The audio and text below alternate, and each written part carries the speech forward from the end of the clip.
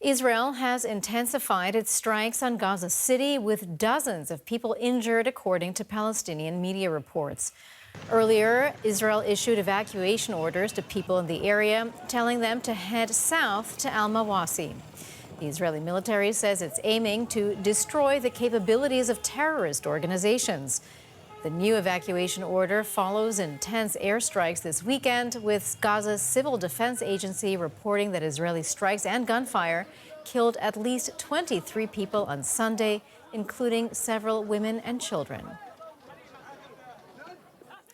We can now speak to Amjad Shawa. He is head of the Palestinian Non-Governmental Organizations Network, and he joins us now from Gaza City.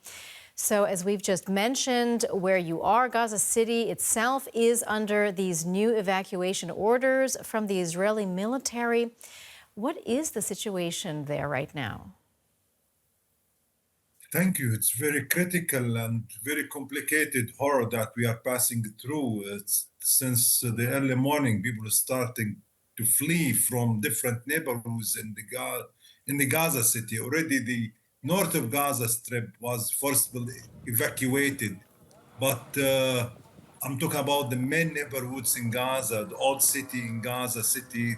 It's already forced to be evacuated. Tens of thousands of people who are still there. There is nowhere to go with full meaning. Al-Mawasi itself, it's in the south of in the south of Gaza Strip, and it's now overwhelmed of the population there. So there is no space that people can flee to and to have a space for shelter. And there is no tents at the same time. So many people now sacrifice themselves to stay in the spaces that they are staying.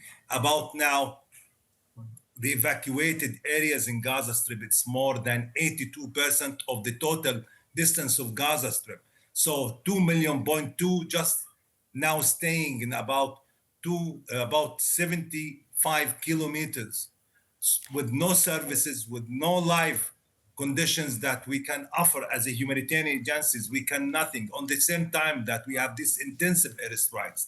From the morning till now, we have about 50 people killed, most of them children, women, elders who were killed under their tents. So we are in very suffocated conditions due to the humanitarian catastrophe and the daily airstrikes.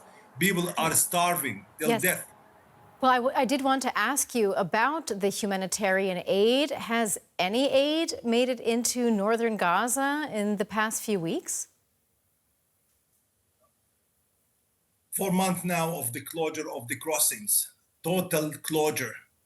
The very limited amount which is entered, I'm talking about mainly flour, which was entered, and the Israelis pushed the humanitarian agencies to get these flour through the roads which controlled by gangs, militant gangs that they are control and steal this food aid, and it's not reaching the people.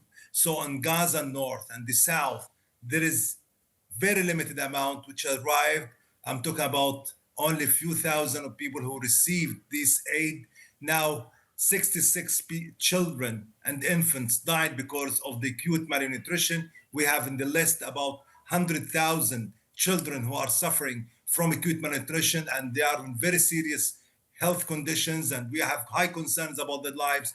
82% of the hospitals out of service, and we have a shortage of medications and baby formula that we can give to these people on time, that we have daily tens of injured people who are also in their life in danger, whilst we have nothing to give and to deal with these cases. Well, Israel has repeatedly accused Hamas of stealing aid. Have you observed this? It's the regular thing that Israel is using. Look, I'm part of this humanitarian structure, and I'm observing all the time, and I'm assuring that through this mechanism that we are using, the UN, the NGOs, the national NGOs, there is nothing entered to be stolen by Hamas or any other. We are insisting that we are respecting and following the humanitarian principles. This food is for the people, and I'm insisting that if Israel or any actor has any comment on the work. We can improve the monitoring mechanism, not to be replaced and not to be stop aid of the Palestinian people and the children mainly who are in danger, and their mothers of infants who cannot feed their children and they are losing their lives. We are daily losing elders who lost their food and medicine. We are in very critical moments these days, while Israel start to justify why they are suffocating the Palestinians. It's not from today, it's from a long time, but mainly on this war, whilst we are calling the international community in order to exert the pressure to have permanent ceasefire, and in the same time to stop this kind of genocide against the Palestinian people, and to lift the blockade, to enter the aid, and we are ready to do whatever in order to give these children opportunity to live in peace as other children over the world. That was Amjad Shawa, who's head of the Palestinian Non-Governmental Organizations Network, joining us from Gaza City. We really appreciate you taking the time to speak with us. Many thanks indeed. Dr. Eyad Amawi is the director of the Gaza Relief Committee, a locally led initiative that coordinates the distribution of humanitarian relief with international aid organisations. It's great to get the chance to speak with you. The Israeli military has ordered evacuations in parts of northern Gaza, telling people to head south, quote, for their own safety. Is that route even passable at this moment? And is Al-Mawasi really safe at this moment? Firstly, thank you for hosting me.